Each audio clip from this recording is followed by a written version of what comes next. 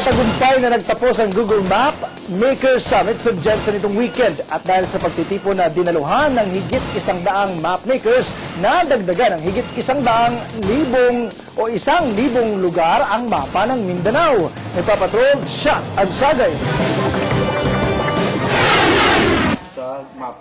Ang mapa ng Mindanao na nasa Google Maps ang least mapped o may pinakakaunting lugar na may pangalan. Pero ayon sa vlogger at map maker na si Avel Manansala, pagkatapos ng Google Map Maker Summit itong Sabado sa Jensen, may higit 1,000 lugar na raw ang naidagdag. Pero kailangan pa itong aprubahan ng Google Administrator bago lilitaw sa mapa at maging sa Google Earth. Use Google Map Maker in posting the different establishments sa kani-kanilang locality sa Google Maps. Kasi ang unang pinaka-common problem na shinare ng lahat ay medyo malabo yung satellite view ng mga lugar sa Mindanao. No?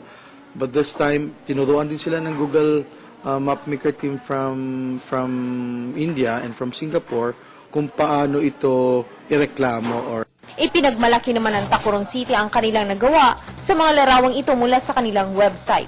At bukod sa Tacurong City, dumalo rin sa summit ang iba pang mga rehiyon sa buong Mindanao. Una-una,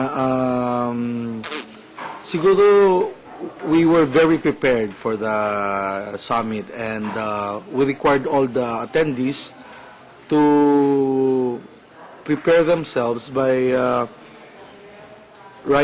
reading a blog post which came out sa blog ko on. Kahit sino raw ay maaaring maging map maker, kailangan lang magrehistro sa Google site. Mas maigi mo nang masimulan ang mapping sa kanya-kanyang mga lugar na kabisado.